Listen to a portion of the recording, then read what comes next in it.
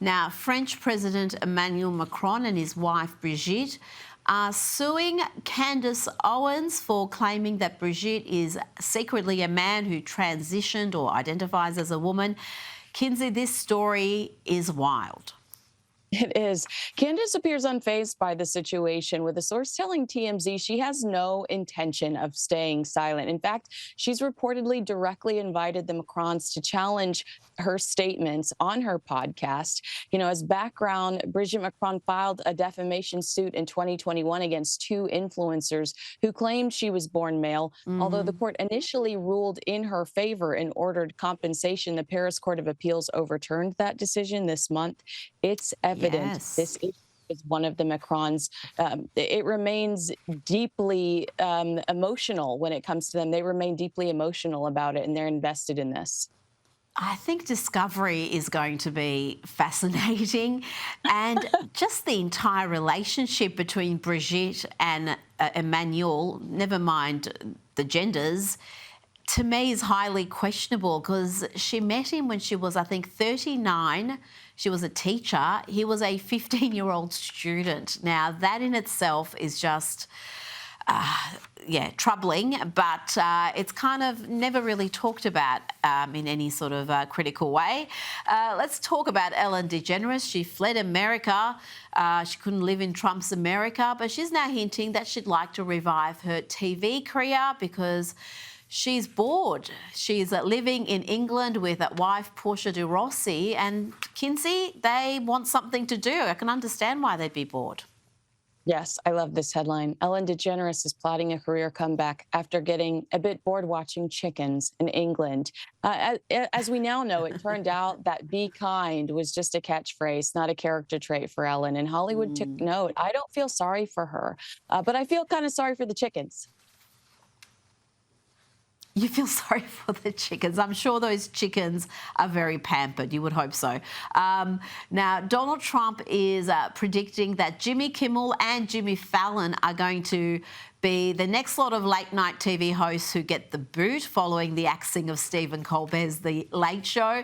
Kinsey, he really is having fun with this. I've got to say, the unhinged reaction to Colbert's sacking, the meltdown, the conspiracy theories, it's the funniest thing that show has produced in, well, many years.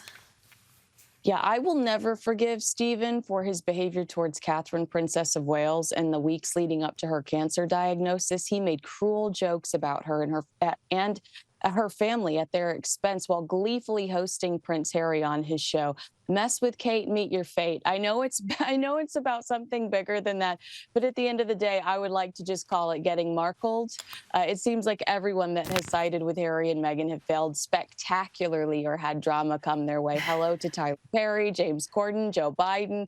The list is pretty long, yet lonely. And I think that these are all people that chose to side with the wrong side of history and paid for it.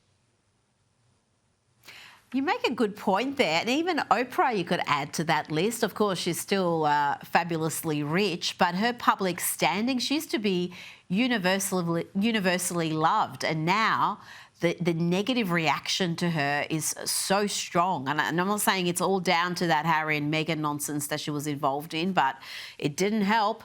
Now, Dr. Salvador Plencia has pled guilty to 4 counts of distributing ketamine in connection with Friends star Matthew Perry's death.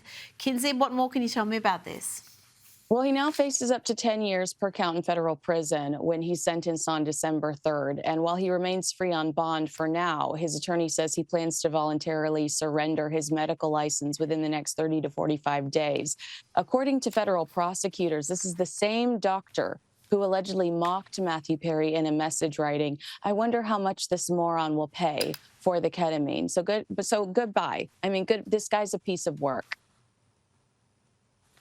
Oh, yes. Now, singer Michael Tate from Christian bands The Newsboys and DC Talk has sent the Christian music industry into a tailspin with growing numbers of sexual abuse allegations being levelled against him. Kinsey, I've got to say, I've never heard of this dude until today, but apparently he's a big star. Rita, I have a picture of him in my kitchen that I have to take down now. I'm like 13 years old and my eyeballs are popping out of my head. I'm so excited to meet him. I've been to over 20 of his concerts. He has over 50, Wow. yes, over 50 top hits, multiple Grammys, was campaigned throughout Donald Trump's last election, along with Trump praying for him on the stage. This guy is so high profile in the Christian music scene. This is the new Me Too. This is the new Diddy. All of these accusations are absolutely devastating to his fan base.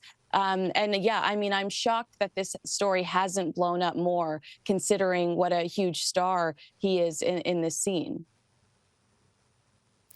Interesting. I got to say, did not know about him until today, until this story came up. Before you go, content creator Andrew Callahan has claimed that George Clooney played a huge part in Jack Black breaking up his band Tenacious D after the guitarist Kyle Gass made a shocking on-stage wish in Australia. It was, in fact, in Sydney, saying, "I hope they don't miss Trump next time," after that assassination attempt.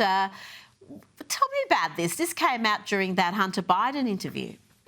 Yeah, this is what I was going to say. This allegation surfaced during the F-bomb laced Hunter Biden interview that did the unemployed former drug addict no favors. At one point, Hunter hypothetically discusses how he would handle things if he were president, to which I say, God help us all. Yeah.